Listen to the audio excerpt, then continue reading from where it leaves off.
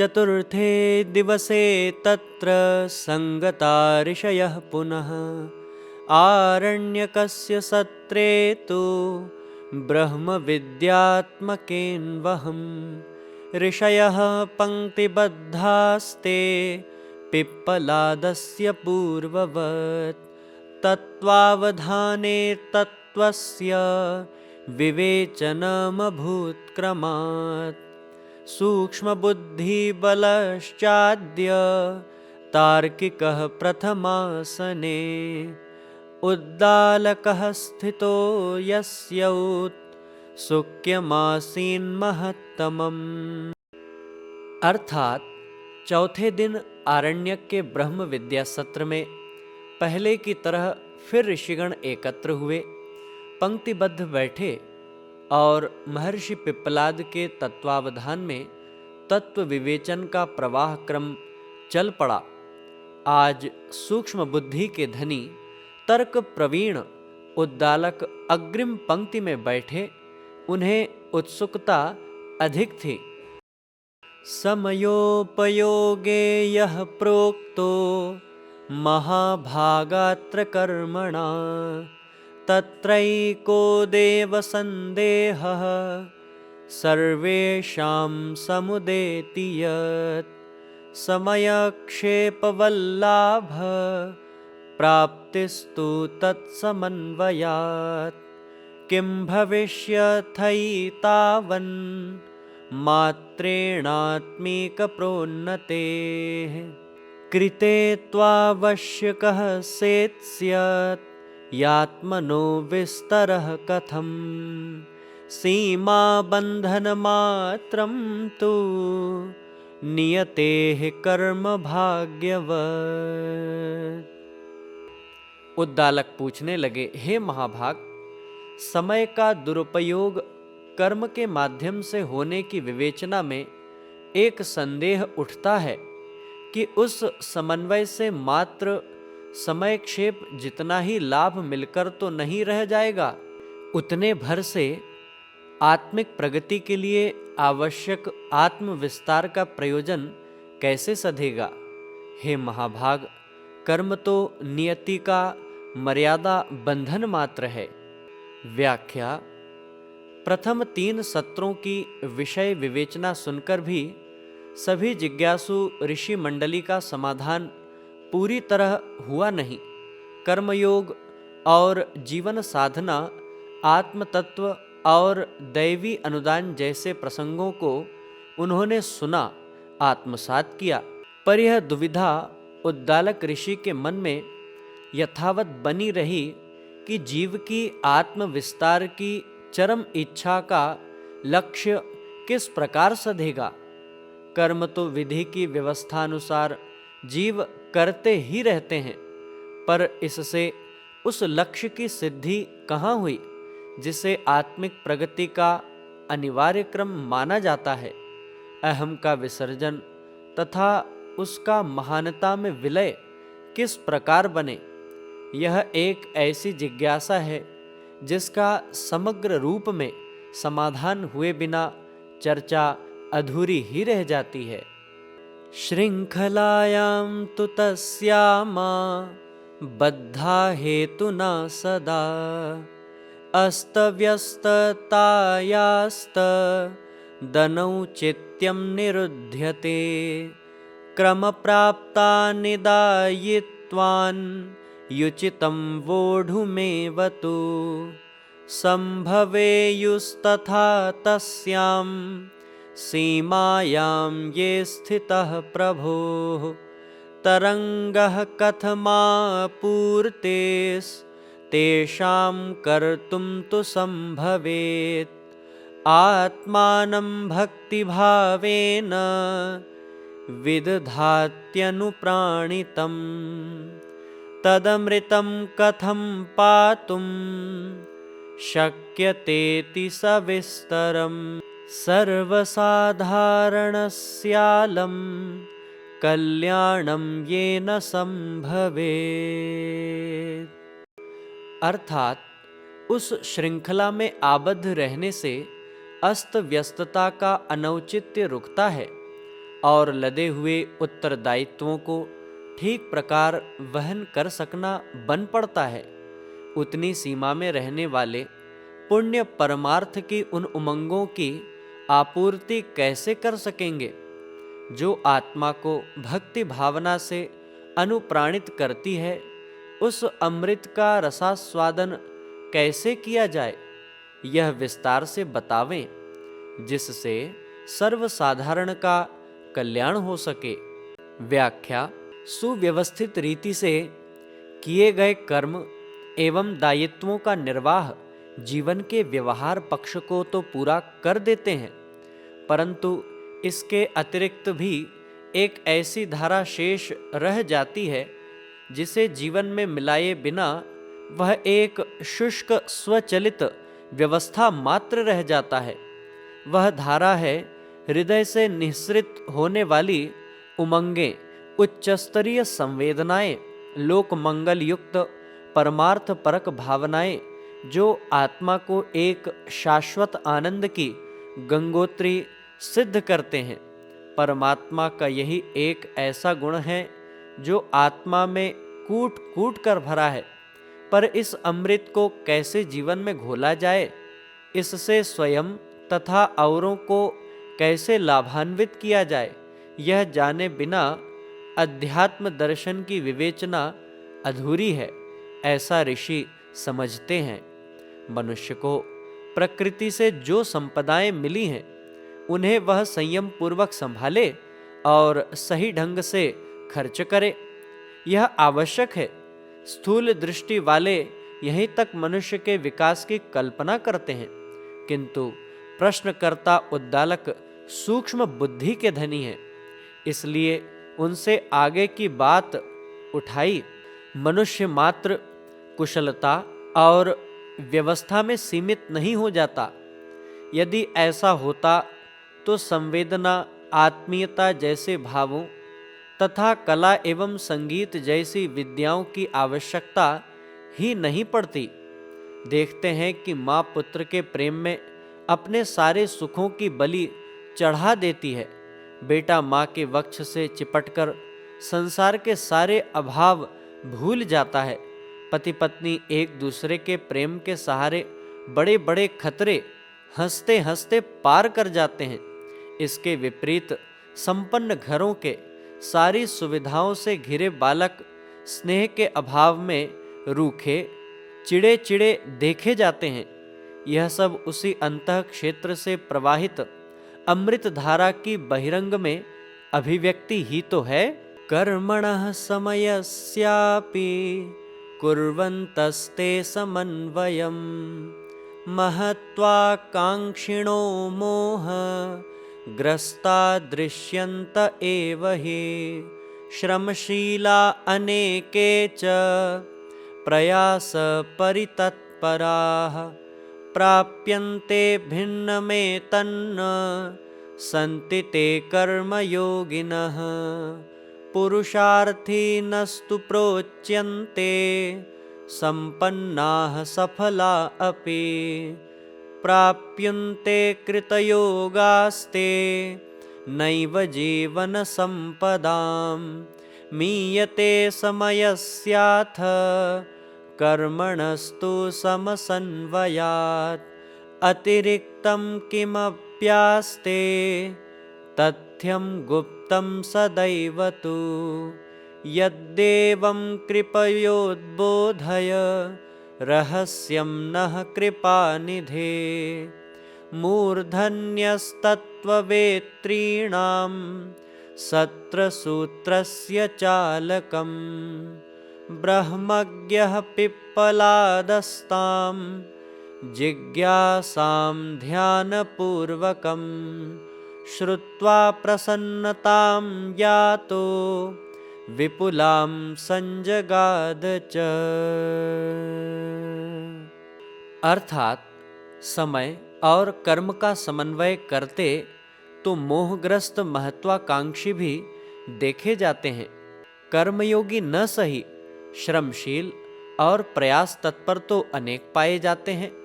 उन्हें पुरुषार्थी तो कहा जाता है, किंतु वे जीवन संपदा को कृतकृत्य करने वाले कहाँ होते हैं?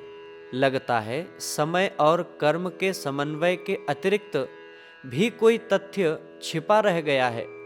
यदि ऐसा हो तो कृपया उस रहस्य का उद्घाटन कीजिए। तत्ववेत्ताओं में मूर्धन्य इस सत्र के सूत्र संचालक ब्रह्मवेत्ता पिप्पलाद ने जिज्ञासा को ध्यानपूर्वक सुना, बहुत प्रसन्न हुए और बोले, व्याख्या। सामान्यतया जीवन व्यापार में यंत्रवत कर्म को सफलता का जन्मदाता माना जाता है। देखा भी जाता है कि समय का सुनियोजन और कर्म की तत्परता का समावेश कर भौतिक जगत में सामान्य जन वैभव भी पाते हैं तथा श्रेय भी। परंतु जिस कारण मनुष्य का मानव शरीर पाना सार्थक कहा जाता है, उसका कहीं नाम देखने को नहीं मिलता। उमंगों संवेदनाओं से रहित जीवन किस प्रकार उद्देश्य की सफलता का कारण बन सकता है? एक बहुत सूक्ष्म जिज्ञासा ऋषिवर उद्दालक के समक्ष है। श्रमशीलता, कर्तव्यपरायणता तथा सुव्यवस्था के अतिरिक्त भी जीवन में कोई ऐसा तत्व समाविष्ट होना रह गया है जिसके बिना जीवन साधना अधूरी है, ऐसा वे मानते हैं। इसे एक अनिवार्य आवश्यकता मानकर वे उस पक्ष को विस्तार से जानने की अपनी व सभी उपस्थित श्रोता विद्वानों की उत्कंठा को इस सार गर्भित प्रश्न से व्यक्त करते हैं। अहम क्रमिक चर्चायां तस्मिन्नेव प्रसंगके आसं चर्चितु कामस्तु साधु तत्स्मारितं त्वया अधुना तत्प्रसंगे तु वक्तुमुत्साह एष मे वृद्धिं गतो भवद्भिश्च श्राव्यमग्रे सचित्तकैः। अर्थात महाप्राज्ञ पिप्पलाद ने कहा, क्रमिक चर्चा में उस उमंग पर चर्चा करने ही वाला था, किंतु आपने उसका स्मरण दिलाकर अच्छा ही किया। अब उस संदर्भ में कुछ अधिक कहने का मेरा उत्साह बढ़ा है। आगे की बात आप ध्यान पूर्वक सुने। त्रिधात्मिकायां विश्वस्य व्यवस्थायां ऋषीश्वराः प्रकृतीश्वर जीवानामिव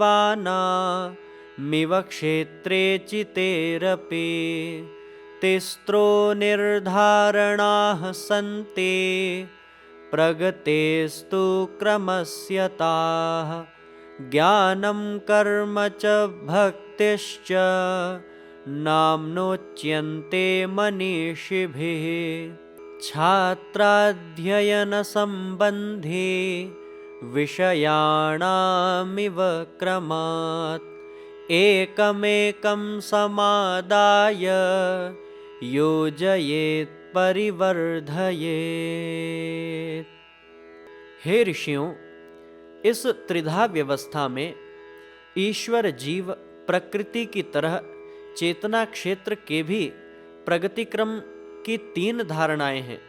विद्वान लोग एक को ज्ञान, दूसरे को कर्म, तीसरे को भक्ति कहते हैं। इन्हें छात्रों के अध्ययन विषयों की तरह क्रमशः एक एक करके जोड़ना बढ़ाना पड़ता है। व्याख्या: 2 वस्तुओं के मिलने से तीसरी बनती है। दिन और रात्रि की मिलन वेला को संध्या कहते हैं। संध्या न रात है न दिन, पर उसमें दोनों का अस्तित्व है। जीव भी इसी प्रकार 2 सम्मिश्रणों का तीसरा रूप है। परब्रह्म परमात्मा और पंच भौतिक प्रकृति, इन दोनों के सम्मिश्रण से जो तीसरी सत्ता उत्पन्न होती है, उसका नाम जीव है। चेतन ब्रह्म के गुण आत्मिक चेतना, अंतःकरण एवं भावना के रूप में हमारे अंदर विद्यमान है। प्रकृति जड़ है, इसलिए शरीर का सारा ढांचा ही जड़ है। जीव की चेतना व जड़ से ही वह चलता है। सृष्टि की ऊपर वर्णित व्यवस्थानुसार चेतना जगत में भी सत चित आनंद रूपी पर ब्रह्म की विशेषताएं ज्ञान, कर्म व भक्ति की तीन धाराओं के रूप में जीव सत्ता का प्रगति क्रम निर्धारित करती पाई जाती है।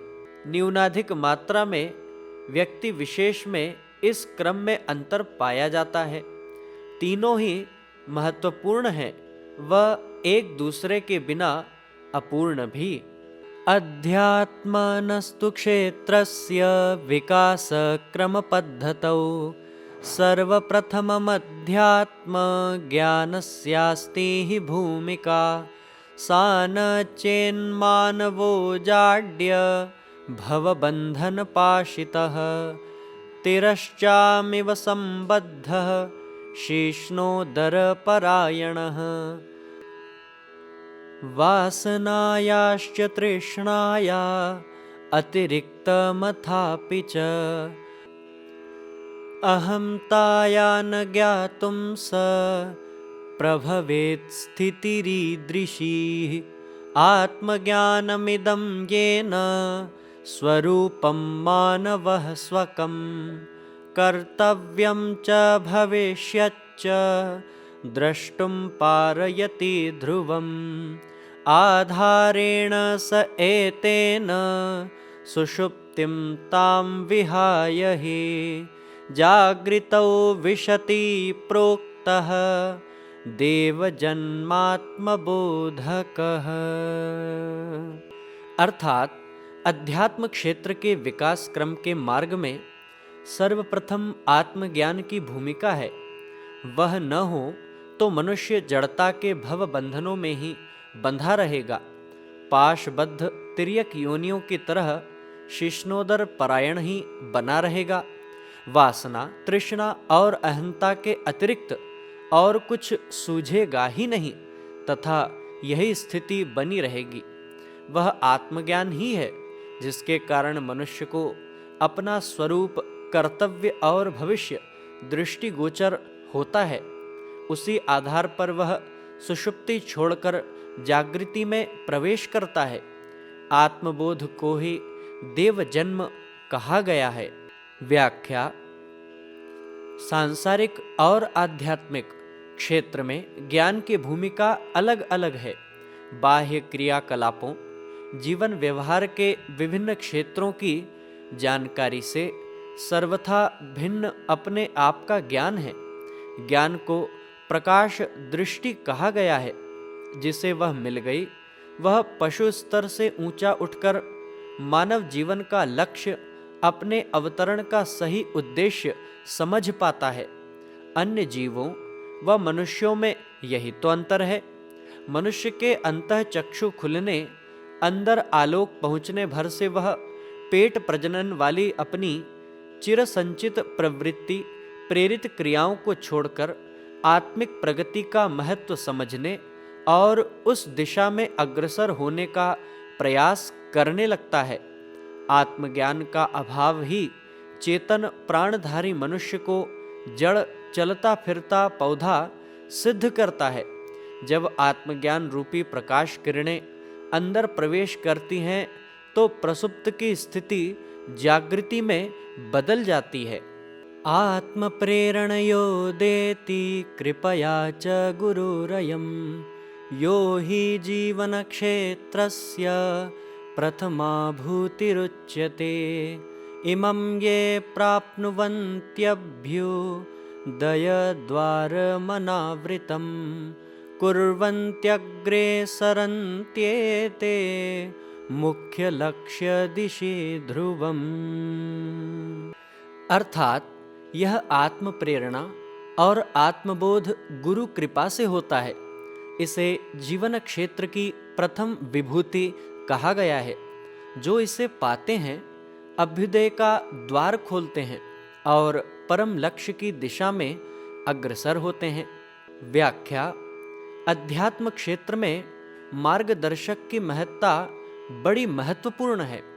पुरुषार्थ तो स्वयं ही करना पड़ता है, पर उंगली पकड़कर चौराहे के भ्रम जंजाल से मुक्ति दिलाना, लक्ष्य बोध करा देना गुरु द्वारा ही संभव है।